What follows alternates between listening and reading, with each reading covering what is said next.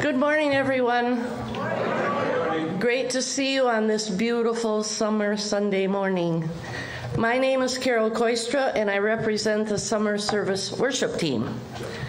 This morning, I want to invite you into this time of worship by reading something that David Rankin, one of our former ministers, wrote entitled Sunday Morning. And I forgot my glasses, so let's go see how it goes. No. I declare a Sabbath day to walk in the wilderness of enlarged perceptions. I declare a release from work to nourish the stamina to pursue ideals. I declare a special hour to help cherish life's joys and combat life's sorrows. I declare a reign of holiness to deepen our grounding in the sustaining mystery. I declare a time for simply being and letting go, for rediscovering great forgotten truths, for basking in the arts of the ages, and for learning how to live again. So this morning, our hymn is going to be special because John Schweitzer is going to be playing it on the dulcimer. And the reason we chose that is because long ago, our guest speaker played the dulcimer himself, and I still think he owns one, right? So we tried to do this special for him today.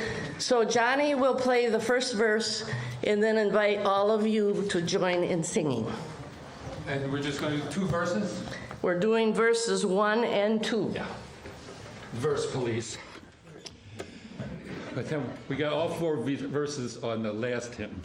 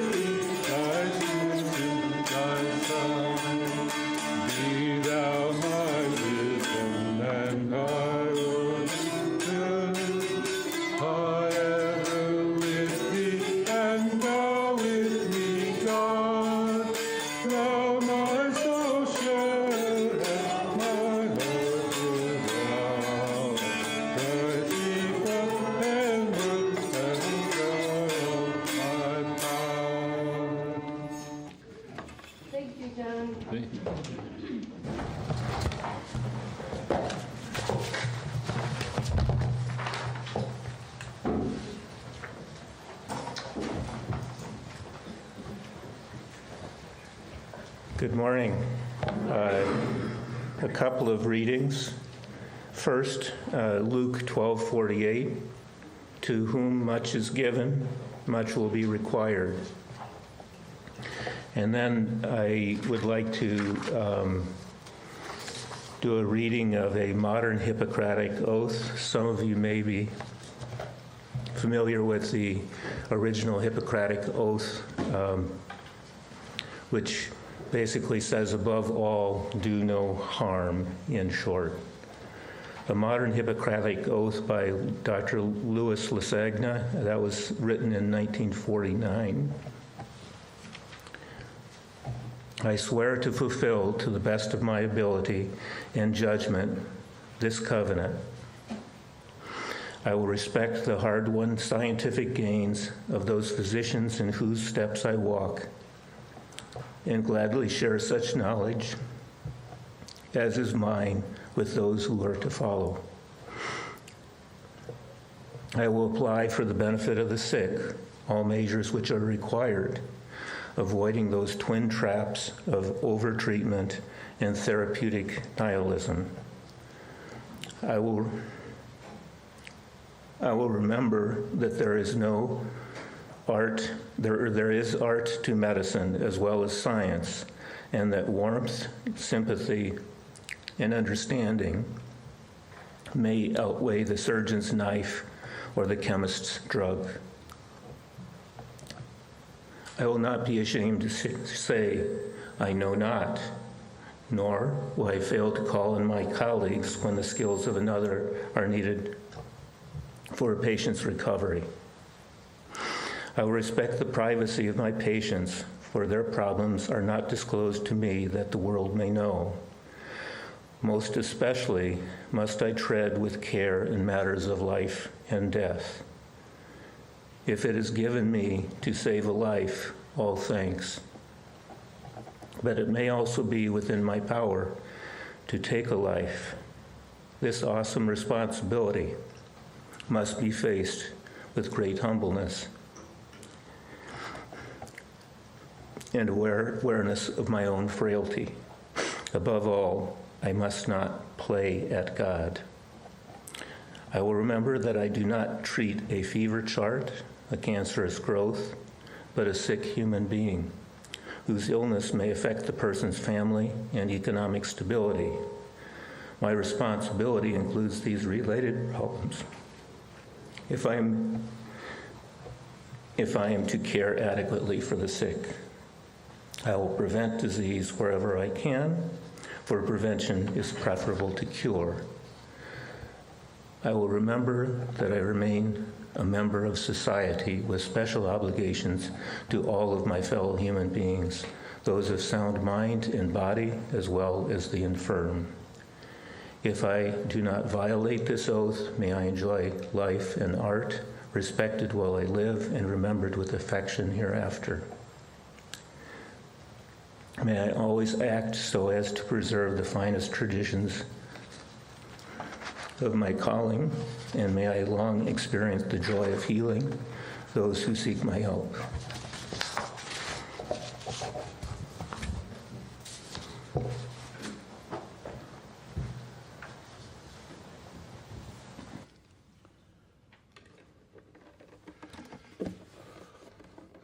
Okay, I'm going to sing "'Tis a Gift to Be Simple."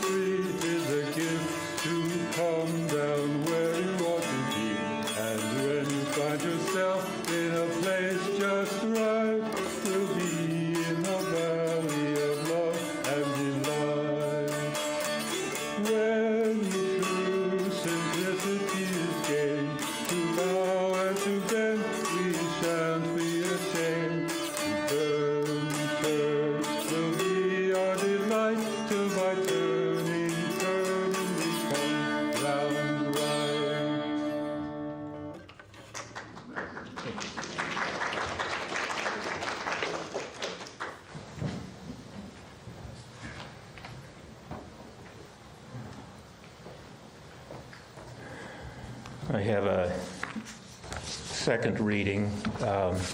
As I was preparing for this, I was looking around for something that might be relevant. There's a writer, a pastor, an activist, John Pavlovitz, and I really enjoy some of the things he has written.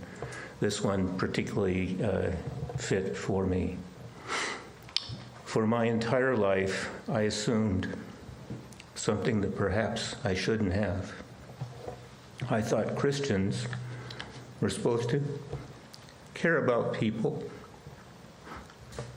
not necessarily agree with them or believe what they believe or even like them, but see them as each specific and unique image bearer of the divine, to want and to work for shalom for them, wholeness, happiness, peace, safety, rest.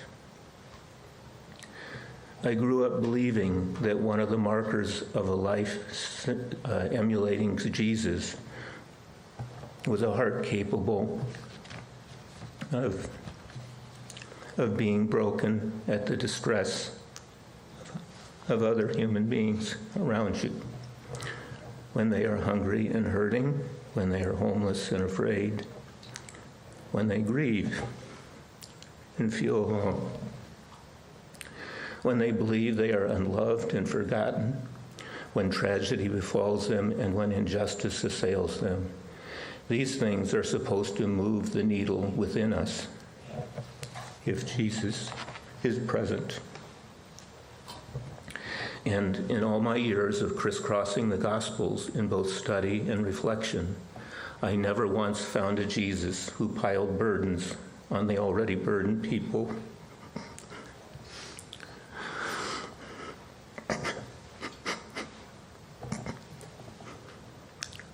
Or rejoiced in their despair, or tossed off insults and told them to go back to where they came from.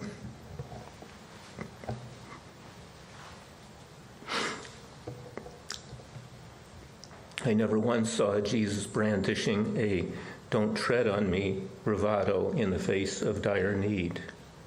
I don't see him lecturing the poor and the afflicted to pull themselves up by their bootstraps. I can't find him inviting war or celebrating bloodshed or reveling in the loss of life for any reason. I don't encounter him trolling those who express sadness or warrior struggle. I don't see Jesus tossing off a defiant middle finger contempt for those who came seeking refuge in him. I see no arrogance that inflates his worth at the expense of someone else's, which is why I simply can't fathom Christians who are cruel, and yet I see so many of them right now. I watch them preaching and lecturing and hashtagging and boasting about winning, and I want to ask them, but do you care about people? I'm not talking about the beliefs they profess or the policies they support or the values they claim to hold, but the manner in which they treat other human beings in the process, how they love or do not love their neighbor, and I see countless proudly unloving people claiming to be Christians, and it's baffling.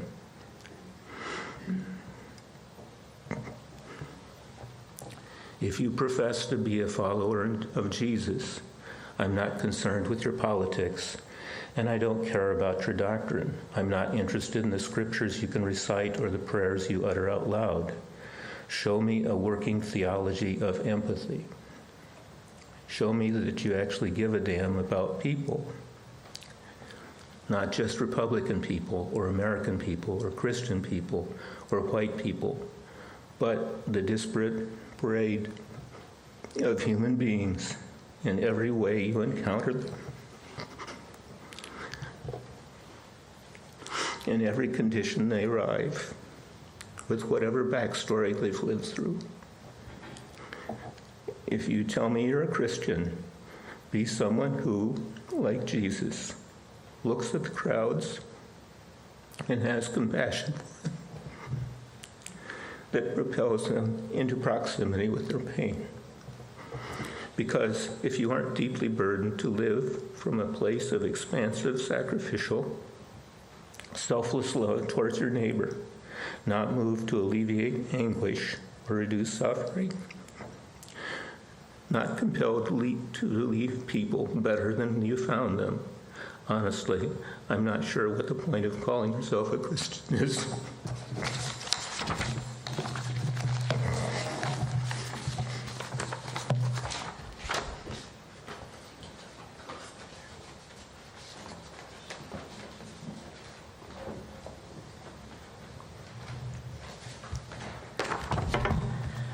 Well, I must say that Peter Lundeen practices everything he says. In my recent medical challenges, he was there for me all the time. He was amazing.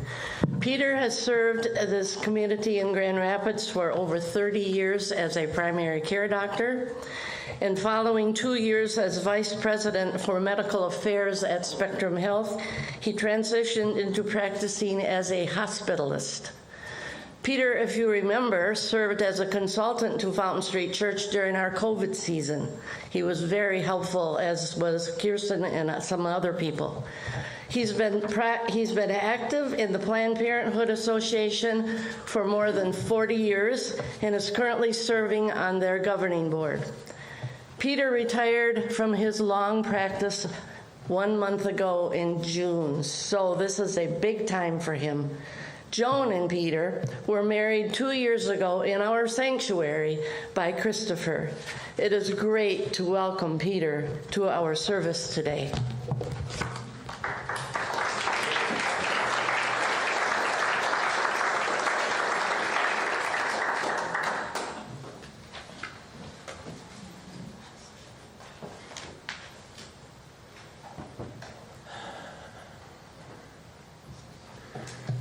Well, good morning, and I'd like to thank Carol and John and Phil and all the staff for making this all work, and it's good to see so many of you I've worked with in a variety of capacities here in the church.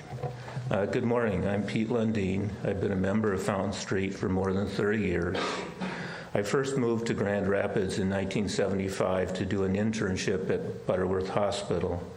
Following that, I completed a family practice residency in 1978, and one of my fellow residents and I started a family medicine practice in the southwest corner of the city in Wyoming at that time. Many of my new patients would often come in during their get acquainted visit and start that visit with the question, "Doctor, are you a Christian?" I must admit, I did struggle a little bit then about how to answer what might seem to be a simple question. When Carol asked me to be a speaker for the summer series, I decided this would be a good time to revisit that question and try to formulate a coherent response. Thinking back on my life, I've had so much to be grateful for. I've had almost 50 years of working as a physician, experiencing great satisfaction in meaningful relationships with my patients and their families, and caring for them both in moments of joy and sorrow. Few people are so lucky to have work that is so fulfilling. I was brought up in a stable household which provided clear values and expectations that allowed me to thrive. In many areas of my life, I had many teachers, coaches, and role models that provided me guidance in becoming an adult. As a very successful executive at Dow Chemical, my father was able to send all of his children to schools of their choice, each graduating without any debt. One thing that was lacking, however, was any exposure to diversity, since my upbringing was in an almost exclusively white community. 3 experiences in early 2020 together spurred a sort of spiritual awakening for me and brought me closer to an answer to the question, "Are you a Christian?" I first read a report and then watched a newscast where a former member of the University of Michigan hockey team described being sexually assaulted by the team doctor, Dr. Robert Anderson. During the early months of 2020, I was also learning about a worrisome new infection that appeared to be spreading across the world. In March, what turned out to be COVID started to peak in the United States, resulting in our healthcare system becoming overwhelmed by huge numbers of profoundly ill patients. Finally, along with the nation, I witnessed the ghastly murder of George Floyd at the hands of the police in Minneapolis. Processing these events resulted in a profound change in how I saw the world, and I began relating personally to the term woke.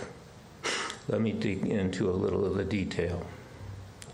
Listening to this former hockey player describe his interactions with Dr. Anderson, I realized that that same doctor performed a very inappropriate exam on me at the Student Health Center at U of M when I was a sophomore, ill with a severe case of infectious mono.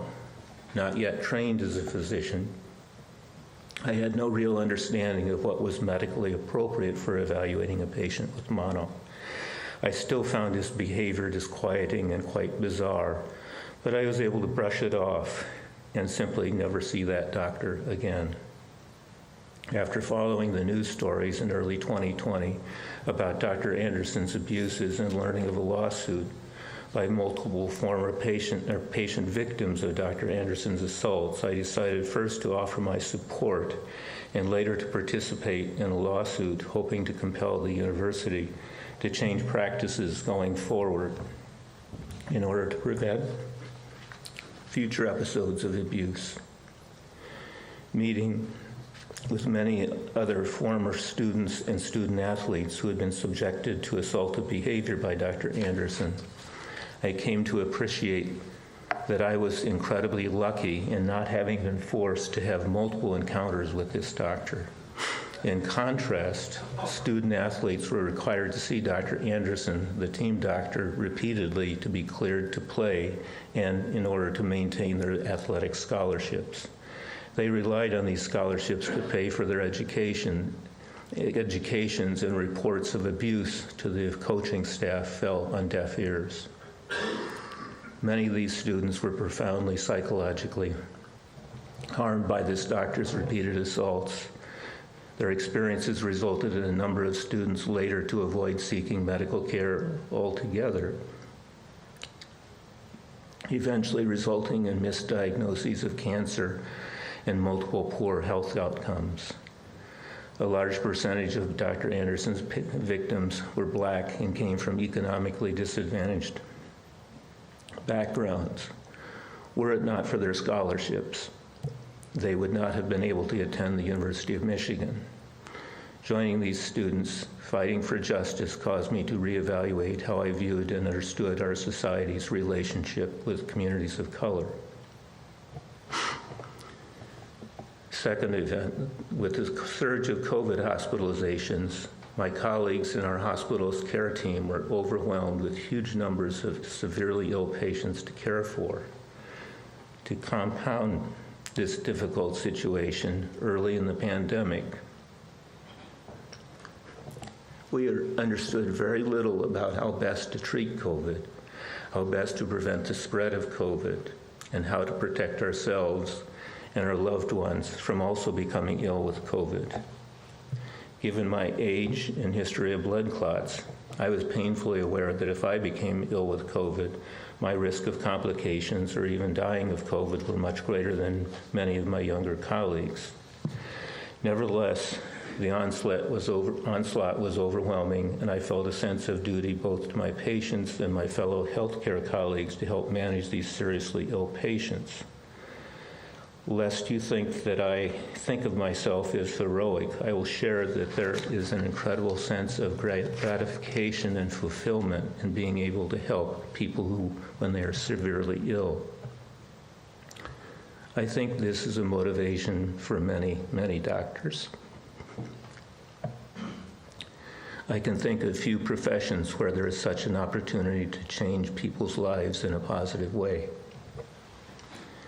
As hospitalists, we typically work 7 days in a row assigned to care for patients on a given floor or a specific area to maximize continuity of care and communication between physicians and the rest of the healthcare team caring for this group of patients. I can vividly recall one of the first months working as a hospitalist during the pandemic. I was assigned to a floor that was exclusively made up of COVID patients. all of whom were quite ill, but not ill enough to require the intensive care unit or be on a ventilator. Significantly, more than half of my patients were Black or Hispanic. If you look at Grand Rapids, roughly a third of the population is Black or Hispanic, which demonstrates the disproportionate negative impact of COVID on communities of color. Many of these same patients had multiple family members hospitalized since they were employed in so-called essential worker occupations, resulting in regular COVID exposure. Many lived in multi-generational homes, making it easier to spread the infection among family members. Caring for these patients was some of the most difficult work that I've ever done as a physician in my medical career of almost 50 years. These patients were isolated in their rooms and unable to have visitors. They interacted only with healthcare providers who came into their rooms wearing gowns, masks, gloves, and face shields, giving the appearance of some type of strange alien providing care. Many of my Hispanic patients only spoke Spanish, and I was dependent upon translators reached by phone for all of our interactions. It was difficult enough to explain in English what we knew and what we did not know about COVID. It was 10 times worse trying to provide the same information, relying on a phone interpreter. Early in the pandemic, we had very few therapies that appeared to provide benefit and thus relied primarily on supplemental oxygen and high-dose steroids for treatment. Each day, we would have a similar conversation about any progress and any additional treatments that might be helpful. As a physician, it was extraordinarily difficult knowing that we had so few tools to promote recovery. It was incredibly humbling to have patients express deep, sincere gratitude for the care we were providing, knowing full well we were offering little more than hope. Although I previously understood the statistics on an intellectual level and had even participated in efforts to mitigate healthcare disparities, this experience drove home for me the searing reality of harm caused to communities of color by inadequate access to healthcare.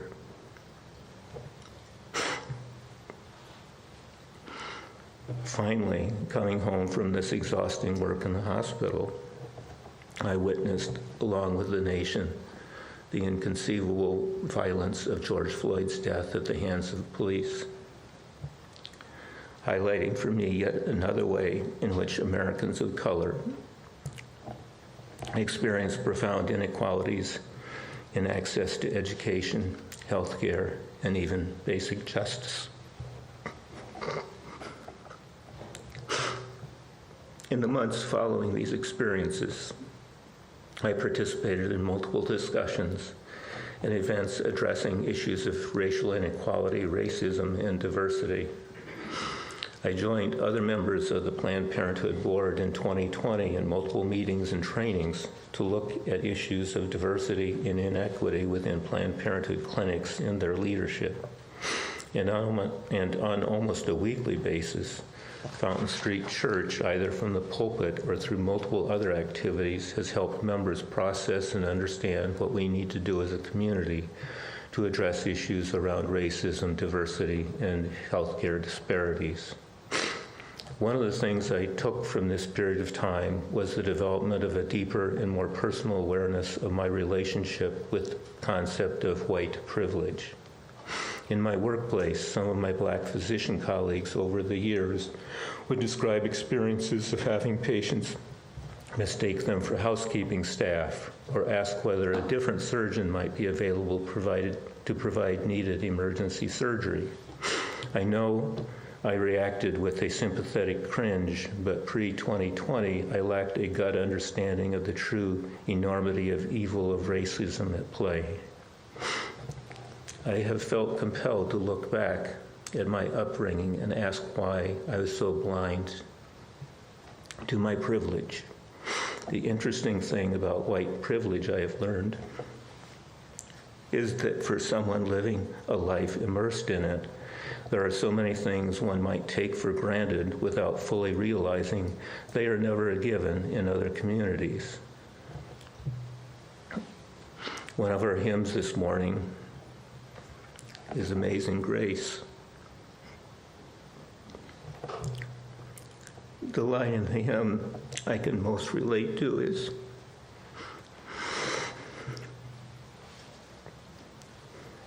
I once was blind, but now I see.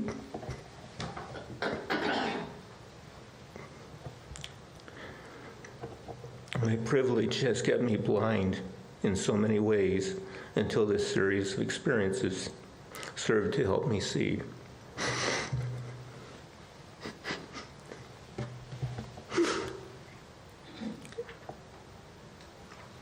One of the great blessings of this church community is the opportunities it has afforded me to appreciate both human connections and gratitude.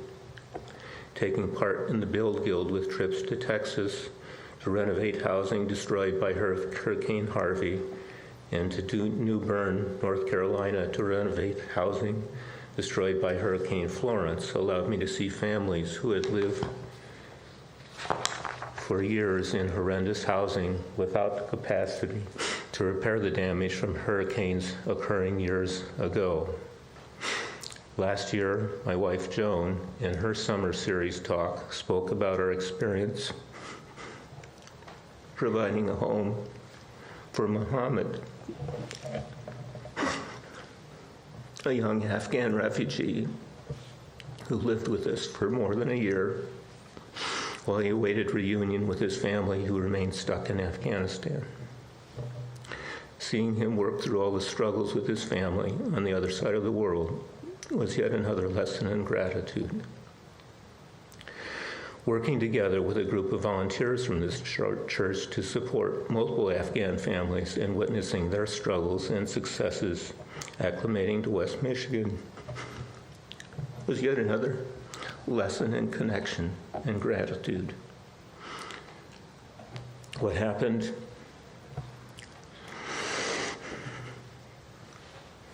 in 2020 caused me to have an epiphany. Though I was grateful for so many things in my life, what I failed to appreciate is that none of these blessings were a given for a huge number of my fellow human beings. Experiencing gratitude, that is, recognizing and giving thanks for the many blessings in life, is a central aspect of most religions.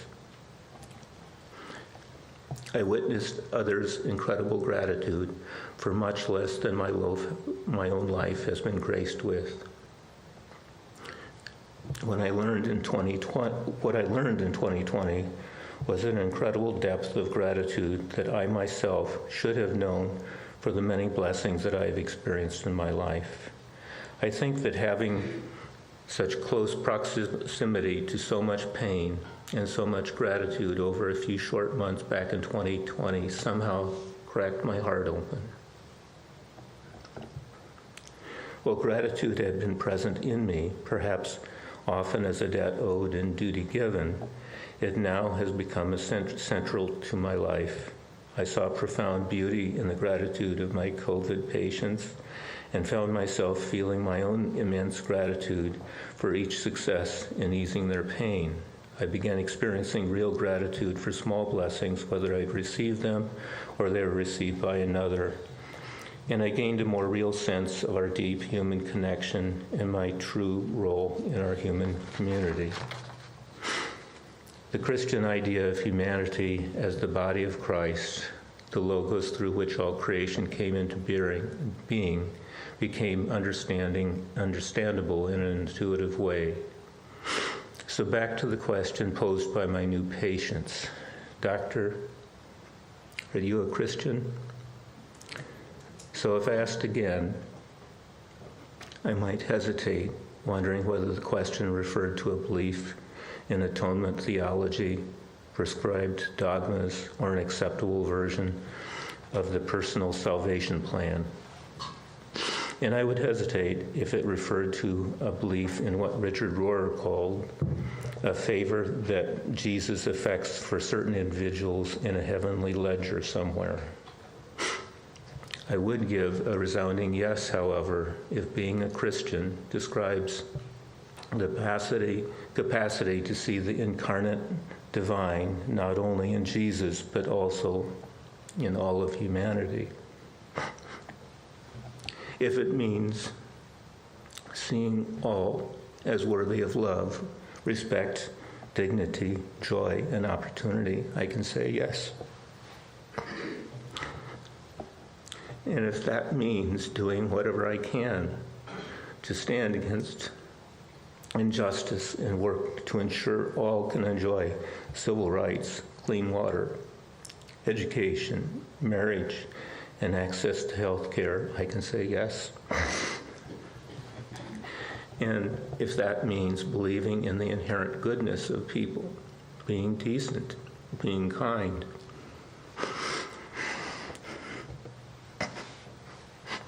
being compassionate, and drawing strength from a community like this church, which sees as its mission in the world, that is its mission in our world, then I can say yes. So ask me again, please. Doctor, are you a Christian? Amen.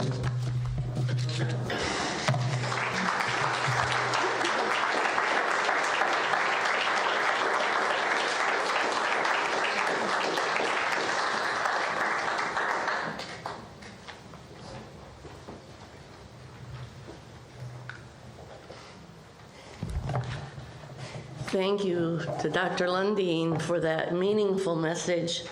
I see Dr. Collins is here, who worked with Dr. Lundeen for many, many years.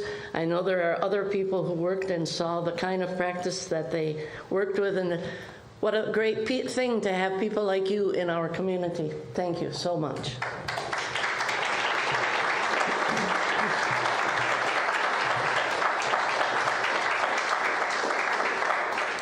So your order of service say this is a time for meditation and prayer. So I would like to have us spend a few minutes of silence in our own meditation and the way we pray. And then I will close that with a reading from Dr. Rankin again titled Praying.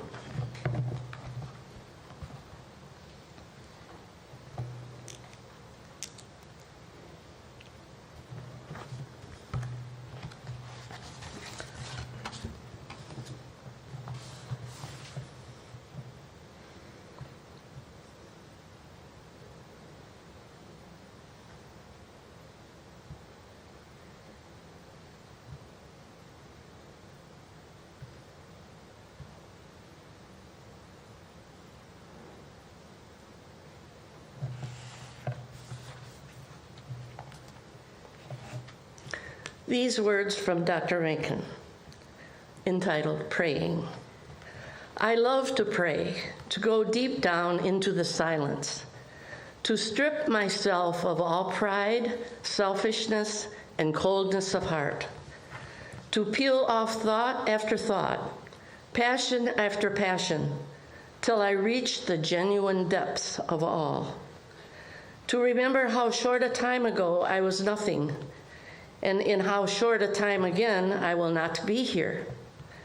To dwell on all joys, all ecstasies, all tender relations that give my life zest and meaning. To peek through a mystic window and look upon the fabric of life, how still it breathes, how solemn its march, how profound its perspective. And to think how little I know, how very little, except the calm of the silence and the singing in the night. Prayer is the soul's intimacy with God, the ultimate kiss. As we prepare for our offering, I'd like to share these words by Arthur Foote. Freely we have received of gifts that minister to our needs of body and spirit. Gladly, we bring to our church, in its wide concerns, a portion of this bounty. Your offering will be received.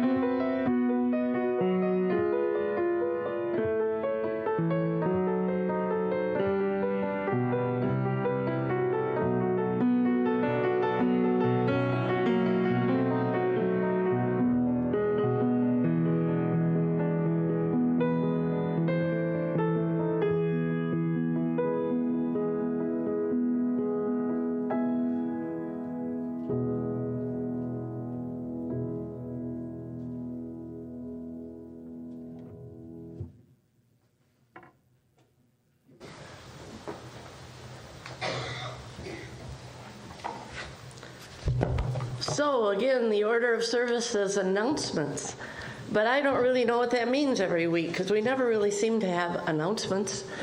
But we do have thank yous, and today I want to give a special thank you to everyone who took part. I realize that Kale and Margie are on vacation. Todd Wilkie, who normally plays for us, is spending 2 weeks at Blue Lake Camp working with students. That would be a fun thing for him. Clint is really helpful for us today, as is Dick Wood and the ushers and everyone else who works to prepare this wonderful morning. Next week, our speaker will be Judy Botts. Many of you know her from our congregation. And it is wonderful to see all of you here today on this holiday weekend, which I know is a busy time for many. So thank you for spending your morning here. And let's do our sending hymn, which is number 205, which Dr. Lundeen mentioned was special to him. And today we will sing all the verses, again with Johnny playing on the dulcimer. Thank you for your time, Johnny. Oh. Yes.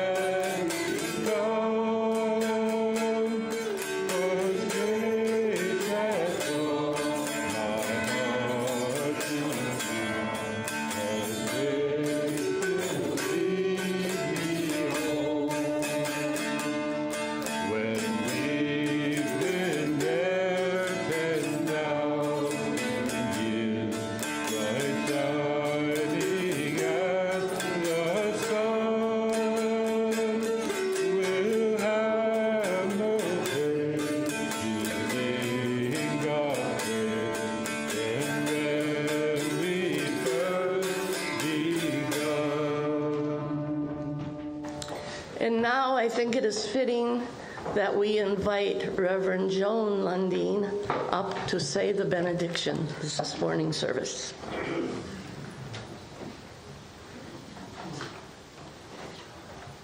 Close with this simple blessing. Blessed be the works of your hands, O Holy One. Blessed be these hands that have touched life. Blessed be these hands that have nurtured creativity. Blessed be these hands that have held pain. Blessed be these hands that have embraced with passion. Blessed be these hands that have tended gardens. Blessed be these hands that have clenched in righteous anger. Blessed be these hands that have planted new seeds. Blessed be these hands that have cleaned, washed, mopped, and scrubbed. Blessed be these hands that are wrinkled or scarred from doing justice. Blessed be these hands that have reached out and been received. Blessed be these hands that hold the promise of the future. Blessed be the work of your hands, O Holy One. Amen.